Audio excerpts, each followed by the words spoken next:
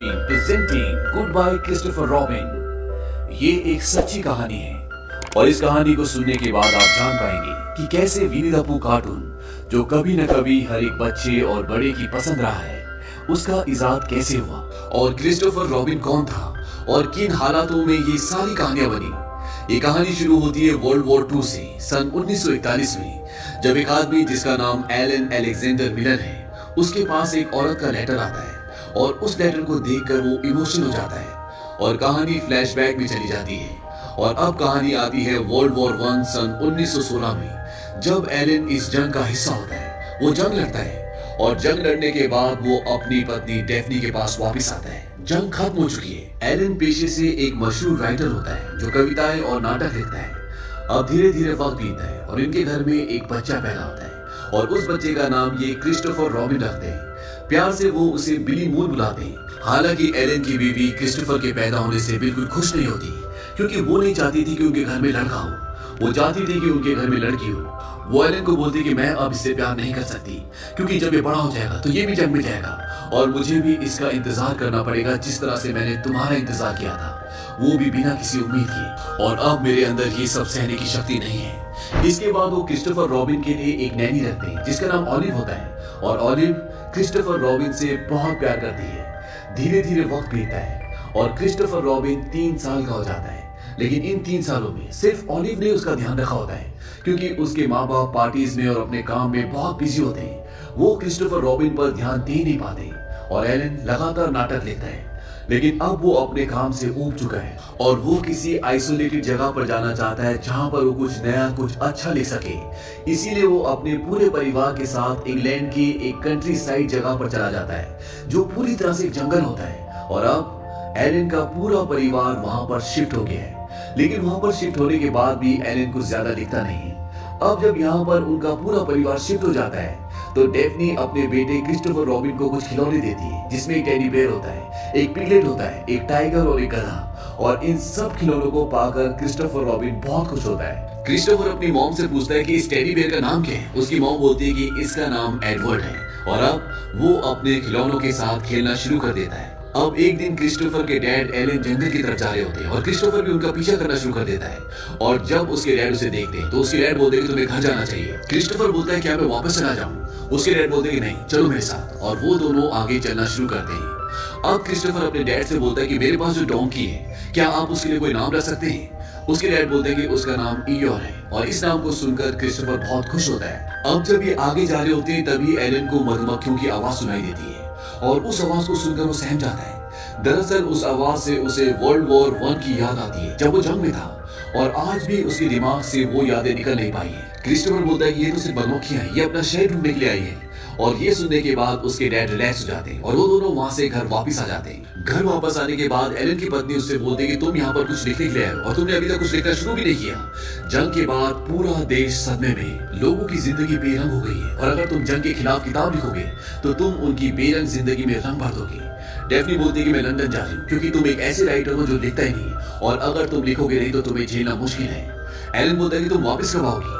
वो कहते हैं कि जब तुम लिखना शुरू करोगे। अब जब वो लंदन जा रही होती है तो नैनी बोलती है कि मैं और क्रिस्टोफर भी आपके साथ आ जाते हैं, ताकि हम क्रिस्टोफर को जू दिखा सकें। और क्रिस्टोफर, नैनी और क्रिस्टोफर की मॉम डेफनी, ये सब के सब लंदन में जू जाते हैं। जू में ये सब एक बहुत बड़े बेर को देखते हैं। क्रिस्टोफर पूछता है कि इसका नाम क्या है। नैनी बोलती है कि इसका नाम विनी है, क्योंकि ये विनीपेग से है। जू घूमने के बाद नैनी और क्रिस्टोफर घर वापस आ जाते हैं, लेकिन उसकी मॉम डेफनी वहीं लंदन में रुक जाती है। और अगले दिन नैनी को 3 दिन की छुट्टी लेकर अपनी मॉम को देखने के लिए जाना पड़ता है, क्योंकि उसकी मॉम की तबीयत बहुत ज्यादा खराब होती है और इनका कुक भी पहले से छुट्टी पर होता है।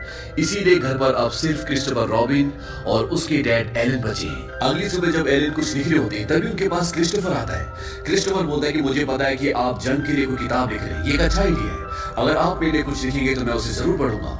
एलन बोलते हैं क्या तुम मेरे साथ बाहर घूमने चलोगे? क्रिस्टोफर बोलता है ठीक है। और ये दोनों बाहर घूमने जाते हैं। और जब ये घूम रहे होते हैं तभी क्रिस्टोफर से बताता है कि जब हम जू में गए थे तो वहां पर मैंने एक भालू को देखा था जिसका नाम विनी था, और उसका नाम विनी इसलिए था क्योंकि वो विनीपेग से था। सिपाहियों ने उसकी मॉम को मार दिया और वो जू में आ गया, जहां उसे सब घूरते हैं। इसके बाद एलन अपने बेटे को बोलता है कि यहाँ पर मधुमक्खियां हैं, अगर यहाँ पर मधुमक्खियां हैं तो यहाँ पर भालू भी होंगे। क्रिस्टोफर बोलता है कि यहाँ पर भालू नहीं है, तभी उसके पिता उसे पेड़ पर एक भालू दिखाते हैं जो कि क्रिस्टोफर का टेडी बेयर होता है, जिसका नाम होता है एडवर्ड, जो उसकी मॉम ने उसे खिलौना दिया होता है। दरअसल उसके डैड उसके साथ खेल रहे होते हैं। क्रिस्टोफर बोलता है कि आज से मैं इसे विनी बोलूंगा, और वो उसका नाम विनी रख देता है। और उसके डैड क्रिस्टोफर के साथ इसी तरह से खेल खेलना शुरू कर देते हैं। जब वो डिनर करते हैं तब वहां पर खाना बहुत ज्यादा होता है और उसके डैड वहां पर उसके सारे खिलौनों को बिठा देते हैं। और ये सब करने में क्रिस्टोफर को बहुत मजा आ रहा होता है क्योंकि उसके पिता पहली बार उसके साथ खेल रहे होते हैं, उसके साथ टाइम बिता रहे होते हैं। और इस खेल में वो अपने बेटे के साथ बहुत सारी कहानियां बनाता है। वो टाइगर का नाम टिगर रख देते हैं, बेयर का नाम विनी, और जो उनके पास डॉगी होता है उसका नाम ईयो रखते हैं, और पिगलेट का पिगलेट। और इसी तरह इनके पास अब बहुत सारी कहानियां हैं। और एलन शहर से अपने एक दोस्त को बुलाता है जो क्रिस्टोफर रॉबिन और उसके खिलौनों के बहुत सारे स्केचेस बनाता है ताकि वो उसे अपनी कहानी में इस्तेमाल कर सके। और इसके साथ साथ वो एक पोयम भी लिखता है और उस पोयम को वो अपनी पत्नी को भेजता है। इस पोयम का नाम होता है वेस्पर्स और ये विनी द पूह से रिलेटेड होती है। और कुछ दिनों बाद उसकी पत्नी घर वापस आ जाती है और वो उसे बताती है कि मैंने तुम्हारी पोयम को पब्लिश करवा दिया और वो लोगों को बहुत पसंद आई है। और अब एलन विनी द पूह किताब के ऊपर और भी ज्यादा मेहनत करना शुरू कर देता है। और जब उसकी पहली किताब पब्लिश होती है तो वो रातों रात फेमस हो जाता है। एलन पहले से बहुत बड़ा राइटर था, लेकिन इस किताब के आने के बाद उसका सारा काम जो उसने पहले किया होता है वो सब छुप जाता है क्योंकि ये किताब लोगों को इतनी पसंद आती है कि वो रातों रात एक बहुत बड़ा सेलिब्रिटी बन जाता है। लोग अब उसकी किताब के बारे में, उसकी कहानियों के बारे में जानना चाहते हैं। और जब लोगों को ये पता चलता है कि क्रिस्टोफर रॉबिन एक सचमुच का लड़का है तो लोगों की जिज्ञासा और भी बढ़ जाती है और अब लोग क्रिस्टोफर रॉबिन से मिलना चाहते हैं, उसके बारे में जानना चाहते हैं। कुछ दिनों बाद क्रिस्टोफर रॉबिन की नैनी भी घर वापस आ जाती है। उसे देखकर क्रिस्टोफर रॉबिन बहुत खुश होता है। दरअसल उसकी मॉम की मृत्यु हो गई थी, इसीलिए उसे कुछ ज्यादा ही टाइम लग गया। उसकी नैनी बताती है कि मैंने क्रिस्टोफर रॉबिन की प्रेयर्स के बारे में जो आपने पोयम लिखी थी वो अपने दोस्त के घर पर देखी और मुझे बहुत खुशी है कि लोगों को ये पोयम इतनी पसंद आई। दरअसल एलन ने जो पोयम लिखी थी वो क्रिस्टोफर रॉबिन की प्रेयर्स के बारे में थी जिसे सभी लोग बहुत पसंद कर रहे थे। अब जब क्रिस्टोफर रॉबिन इतना फेमस हो चुका है तो उसका पूरा लाइफस्टाइल चेंज हो चुका होता है। उसके लिए कई चिट्ठियां हर रोज आती है, वो पार्टीज में जाता है, लोग उसके साथ फोटो खिंचवाना चाहते हैं, उसके ऑटोग्राफ चाहते हैं। लेकिन क्रिस्टोफर रॉबिन को ये सब इतना पसंद नहीं आता क्योंकि वो सिर्फ जंगल में अपने पिता के साथ खेलना चाहता था। लेकिन अब वो सारा का सारा खेल बंद हो चुका है क्योंकि एलन जो कि उसके पिता हैं वो अपने काम में इतने बिजी हैं कि वो क्रिस्टोफर रॉबिन को वक्त दे नहीं पाते। जहां पहले वो बैट बॉल खेलते थे, एक साथ कहानियां बनाते थे, अब वो अपने बेटे क्रिस्टोफर रॉबिन को बिल्कुल भी वक्त नहीं दे पाते। वो हमेशा पार्टीज में या अपने लिखने के काम में बिजी रहते हैं और इस बात से क्रिस्टोफर रॉबिन बहुत उदास भी हो जाता है। क्रिस्टोफर रॉबिन की जो नैनी होती है वो भी नहीं चाहती कि क्रिस्टोफर रॉबिन की जिंदगी जिस तरह से चल रही है उस तरह से उसकी जिंदगी चले क्योंकि वो जानती है कि वो सिर्फ अपने पिता का साथ चाहता है। उसे पार्टीज, ये इंटरव्यूज, ये चमक धमक की दुनिया, इससे कुछ लेना देना नहीं है। लेकिन ये बात उसके माँ बाप नहीं समझ पाते और बिली के पास अब सिर्फ उसकी नैनी का प्यार है। लेकिन कुछ दिनों बाद नैनी को भी एक आदमी से प्यार हो जाता है जिसका नाम एल्फ्रेड होता है। और जब बिली को ये बात पता चलती है तो उसे बहुत दुख होता है क्योंकि वो नैनी को किसी के साथ भी बांटना नहीं चाहता। हालांकि नैनी उससे अपने बेटे से भी ज्यादा प्यार करती है। लेकिन क्रिस्टोफर रॉबिन को लगता है कि अगर उसने एल्फ्रेड से शादी कर ली तो वो मुझसे दूर हो जाएगी और वो ये बात अपने मॉम डैड को बता देता है कि वो शादी कर रही है क्योंकि उसे लगता है कि अगर उन्होंने शादी कर ली तो वो मुझे हमेशा के लिए छोड़कर चली जाएंगी। और जब उसके मॉम डैड को ये बात पता चलती है तो क्रिस्टोफर की मॉम डेफनी नैनी को ताना देती है। वो बोलती है कि अब हमें समझ में आया है कि हमारा बेटा इतना उदास क्यों रहता था। नैनी एलन को बोलती है कि आप वो बिल्कुल नहीं कर रहे जो क्रिस्टोफर के लिए अच्छा है, आप उसे अपनी किताबें बेचने के लिए इस्तेमाल कर रहे हैं। उसे एहसास दिलाइए कि आप उसकी परवाह करते हैं। क्रिस्टोफर की मॉम डेफनी बोलती है परवाह, मैंने उसे पैदा किया है। नैनी बोलती है कि माफ करना, पर पैदा तो जानवर भी करते हैं। वो एलन को बोलती है कि एक पिता को अपने बेटे का साथ देना चाहिए, उसे आपकी जरूरत है। और नैनी काम छोड़कर चली जाती है। क्रिस्टोफर को इस बात से बहुत दुख होता है। हालांकि नैनी के लिए भी उसे छोड़कर जाना इतना आसान नहीं है क्योंकि वो उसे बहुत प्यार करती है। लेकिन अब वो मजबूर है और नैनी के जाने के बाद धीरे धीरे एलन को ये एहसास होता है कि उसने गलती की। दरअसल ये क्रिस्टोफर रॉबिन की खेलने कूदने की उम्र है, ना कि इंटरव्यू देने की, पार्टीज में जाने की। और वो एक दिन अपने बेटे को बोलता है कि आज के बाद मैं क्रिस्टोफर रॉबिन के बारे में, विनी द पूह के बारे में, टिगर के बारे में कुछ भी नहीं लिखूंगा, एक लफ्ज भी नहीं। क्रिस्टोफर रॉबिन बोलता है क्या अब विनी द पूह दोबारा से हमारा हो जाएगा? एलन बोलते कि नहीं, अब वो दुनिया का हो चुका है। लेकिन मैं तुमसे वादा करता हूँ कि मैं क्रिस्टोफर रॉबिन के बारे में एक लाइन भी नहीं लिखूंगा और ना ही अब तुम्हें फोटोग्राफ्स खिंचाने पड़ेंगे, ना ही बड़े बड़े लोगों के साथ चाय पर जाना पड़ेगा। अब जो तुम चाहे वो कर सकते हो। इस बात से क्रिस्टोफर रॉबिन बहुत खुश होता है और अब उसके डैड उसे एक बोर्डिंग स्कूल में भर्ती कर देते हैं। लेकिन वहाँ के बच्चे क्रिस्टोफर रॉबिन को विनी द पूह की वजह से बहुत चिढ़ाते हैं। इस बात से वो बहुत परेशान हो जाता है। धीरे धीरे वक्त बीतता है और वो बड़ा हो जाता है और अब वर्ल्ड वॉर 2 शुरू हो चुका है और वो आर्मी में जाना चाहता है।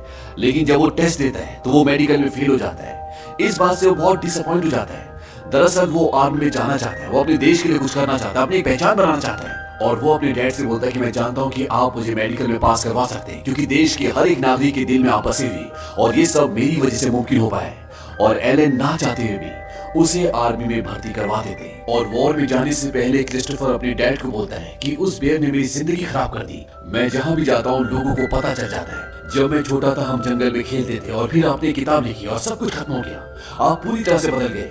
एलन बोलता कि ये सच नहीं है। जैसे मुझे एहसास हुआ मैंने वो लिखना छोड़ दिया था। वो मेरी जिंदगी के सबसे अच्छे दिन थे।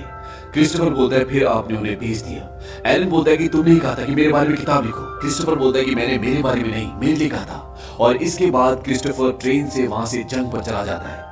कहानी वापस प्रेजेंट में आती है और एलन वो लेटर खोलता है जो अभी अभी उसे मिला है। उसमें लिखा होता है कि आपके बेटे लापता है, संभवतः मारे गए। इस खबर को सुनकर वो पूरी तरह से टूट जाता है।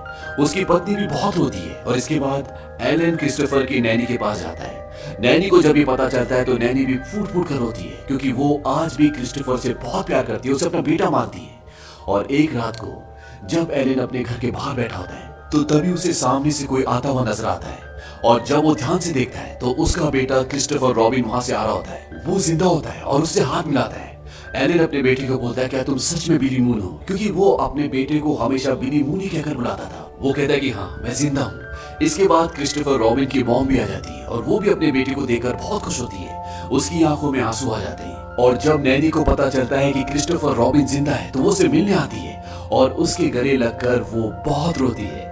इसके बाद क्रिस्टोफर अपने डैड को बोलता है कि जब हम रेगिस्तान में थे और हम पर फायरिंग हो रही थी तो एक आदमी गाना गाने लगा विनी द पूह का। और जब वो गा रहा था तो उसको अपने घर की याद आ रही थी। वो गाना उसे उसके बचपन में ले गया। ये जादू आपकी वजह से हुआ और वो गाना सबसे पहले मिला था। उसके डैड बोलते हैं कि पर मैंने उसे बेच दिया। क्रिस्टोफर बोलता है जब फर्स्ट वर्ल्ड वॉर के बाद लोगों की उम्मीद टूट चुकी थी तब आपने उन्हें याद दिलाया कि बचपन क्या होता है, खुशियां क्या होती है। वो कहानियां, ये जंगल हमारा था किसी और का होने से पहले। एलन बोलता है और हमेशा ही रहेगा। अब इन दोनों के बीच में जितने भी गिले शिकवे होते हैं वो सब दूर हो चुके हैं। पर एलन के ना लिखने के बाद भी विनी द पूह की शोहरत बढ़ती चली गई। क्रिस्टोफर रॉबिन ने अपनी कहानियों से जितने भी पैसे कमाए उसने उसका एक भी पैसा नहीं लिया। उन्होंने खुशहाल शादीशुदा जिंदगी बिताई और एक किताबों की दुकान भी खोली। और नैनी क्रिस्टोफर की जिंदगी का हमेशा एक हिस्सा रही। आज भी क्रिस्टोफर के खिलौने न्यूयॉर्क पब्लिक लाइब्रेरी में रखे हुए हैं, जिन्हें हर साल 7.5 लाख लोग देखने आते हैं। और हाल ही में विनी द पूह को बच्चों की आज तक की सर्वश्रेष्ठ किताब माना गया है। और इसी के साथ ये सच्ची कहानी यहीं खत्म होती है। उम्मीद करते हैं कि आपको ये कहानी पसंद आई होगी।